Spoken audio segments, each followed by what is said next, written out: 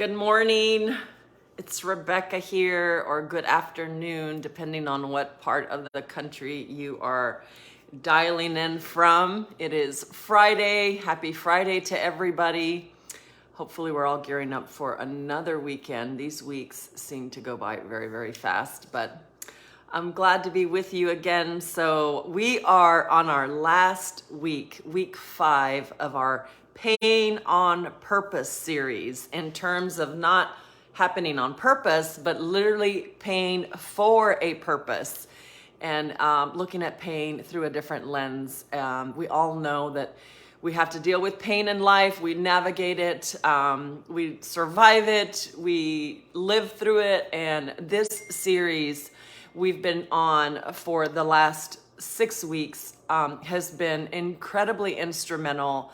The feedback that I am getting from just the thousands of people that have been able to view the series and have gleaned from the series, it's just a blessing for me to be able to bring it to you. And we have been covering the last 4 weeks. I want to recap really quick. Week 1 was centered on it hurts, and just understanding and acknowledging that it hurts. Week 2 was heal it the right way, and was centered around ensuring that we are healing pain in the right way possible so that we can be healthy and strong. Week 3 was give it time, but do not wallow. I talked about the importance of not wallowing in our pain for too long, so that it becomes more destructive to our soul and our spirit and our body. Week 4, which was last week, was embrace the pain for change, for positive change. And just so these last 4 weeks, including today's series, they're all going to be on my website at RebeccaContreras.com. If you haven't already subscribed, make sure you hit that subscribe button, and you will be granted access to all of the free resources that are there, including the last 5 weeks of this series. And once again, encourage you to share it out with your friends and family you know can benefit from it. And so anyway, week 5 is going to be centered on focus on the results, forward movement. It's so important for us to have forward movement in our life in every area, but especially as we deal with pain. Sometimes, at least in my life, when I navigate pain, I find it hard to move forward, and I feel stuck. And it's okay to feel stuck, but what's super important is not to allow it to become a quicksand for your life and for your purpose, and for ensuring that you are not stuck forever, or stuck for an extended period of time where it debilitates you and prevents you from your forward movement. So today's week and the next 12 minutes, I'm going to focus solely on focusing on that forward movement. I want to encourage us through this as we finish up strong here in week 5 to take a different posture, to adopt a different posture in dealing with this issue called pain, in the aftermath of what pain can inflict upon our bodies, upon our minds, upon our souls and our spirits, and also have incredibly detrimental and sometimes damaging effect on those we loved. And so I actually have 3 R's I'm going to share with you today, the 3 R's of dealing with forward movement and pain. Number 1, renew your perspective in it. Renew your perspective through it. Your perspective that perhaps something good can result out of it. Your perspective that even though it's meant to harm you, that things can be turned around for good in it. Things happen in life, and we've seen, particularly in the last couple of years, just what we've been through here in America and across the world. There are things outside of our control, and the only thing we can change is our perspective. We can't change that situation, and we can't change that pain issue that happens. We can, however, control and change our perspective and what we think about that situation, even when things don't make sense. So R number 1, renew your perspective in it, through it. R number 2, receive God's peace through it and center your own emotion, your own mind, your own spirit to know that you can't control that pain that's been inflicted upon you through a loss, through tragedy, through hurt. But you can do what's right to receive God's peace in the midst of it. I love the scripture. John 16:33 says, I have told you these things so that in me, as in God, you may have peace. In this world, you will have trouble, you will have pain, but take heart, the Bible says, for I have overcome the world. And of course, there we know that he is talking about Jesus and just the tremendous pain that he walked when he endured that journey to the cross, and that betrayal of the people that most celebrated him ended up also betraying him. And it just, he experienced tremendous pain. So he encourages us to have peace through it. The third R is resolve to move forward, to heal. Resolve. Resolve is so important in life, especially through pain. When we settle in our mind and we get that resolve within us to make sure that we are moving forward. I talked last week about not wallowing, and so certainly give it time, but don't wallow. Resolve is making up your mind that even though you're navigating it, you are going to heal, and don't allow it to linger too long, and move forward. And I had shared a couple of weeks ago, I have two family members that recently lost loved ones. My precious niece lost her husband of 5 years, 52 years old, of cancer, literally gone in months. My precious cousin in California lost her 23-year-old son, literally overnight in a tragedy, unplanned. So much loss is sustained, and I don't even begin to imagine or think or relate to those losses of losing a child, or I've certainly lost my mother to cancer. And so it's important for us to be empathetic and to understand that loss when it inflicts pain.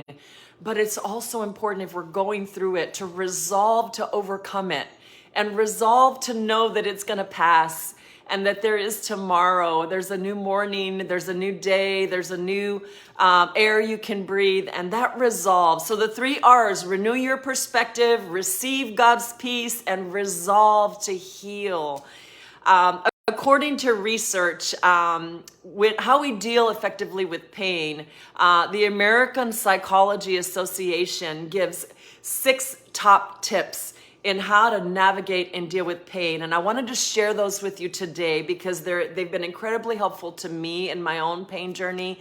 Number 1, they actually say, this is research driven, stay active. Stay active. So people, listen, when we go through pain, it can enable us disactive. It can debilitate us and stop us in our track, and we don't get active. The psychology of research says stay active. Get outside and be active through it. Do not sit in your house for weeks and weeks and weeks. Certainly go through your grieving journey. Allow yourself to grieve, but stay active. Number 2, according to the American Psychology of Research, know your limits. Know your limits, and don't push yourself more than you can handle. Don't push yourself to the brink where you're going to ignore the pain. It's not there. It's not there. You're going to go out and push yourself, and all of a sudden you end up in a worse place. So don't push yourself. Know your body. Listen to your body. Listen to your emotions. Listen to your heart, and know your body. And number 3, stay healthy. This is research. According to their research, stay healthy. Diet, exercise is the key to healing pain, according to the American Psychology of Research. And ensure that you're getting the good fuel for your body. You're getting the good active exercise. Exercise, we know, produces endorphins that trigger things in our brain scientifically and tell our brain that it's going to be okay, that we're in a good place. And so stay active. Number 4, according to the American Psychology, make social connections when you're dealing with pain. The power of social connections and making sure that we're staying connected to those that love us, family, friends, healthy people that are going to encourage us. Number 5 on their list is distract yourself from the pain. Don't focus on it all the time, but find a distraction. Make sure that you are taking on a hobby or a new project. Go volunteer at a nonprofit. Serve the poor, serve the orphan, serve the widow, serve somewhere. Distract yourself from the pain, according to research. And lastly, number 6. And this number 6 for me is my number 1. They say that most importantly, in the recent journey that I have been through, I have shared with you in the first few weeks. If you didn't watch them, make sure you go back and watch them. I shared with you, I launched this series because I have been navigating something very painful in my own family for the last 3.5 months, 4 months. And it's something that was just debilitating for me as a mom, as a grandma, as a wife, and, you know, as a woman. I had to learn how to navigate it. And number 6, this is my number 1, is do not lose hope. According to the American Psychology and research, do not lose hope. And, you know, in the middle of my pain, oftentimes, because it seemed that there was no end in the resolution, to me, at least at the time, I thought, 4 months ago, 3 months ago, I started to lose hope and started to think, why is this happening?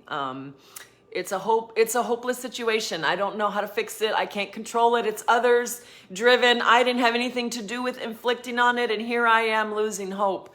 But guess what? The American Psychology of Research says you absolutely have to hold on to hope. And my Bible says that I have to hold on to hope. So do not lose hope in it.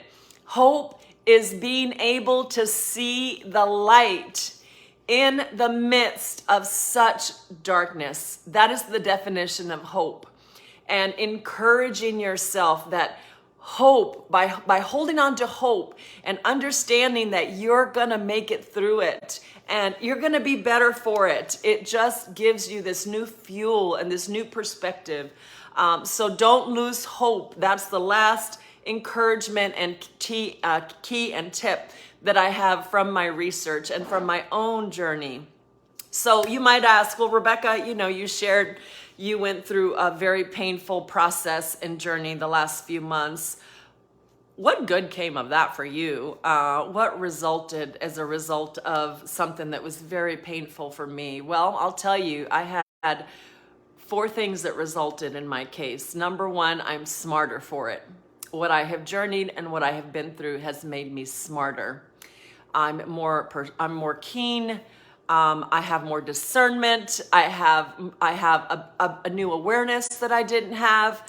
I have a new perspective that I didn't have, so I'm smarter for it. And number 2, I'm stronger. I'm stronger for it because I allowed that pain situation in my own meditation time. I clearly heard and saw, you're going to get stronger through this. This will pass and you will be stronger through it. And I felt that. I felt that strength. I felt the strength that God was giving me. I felt the strength from my friends that were there walking the journey along my side and encouraging me.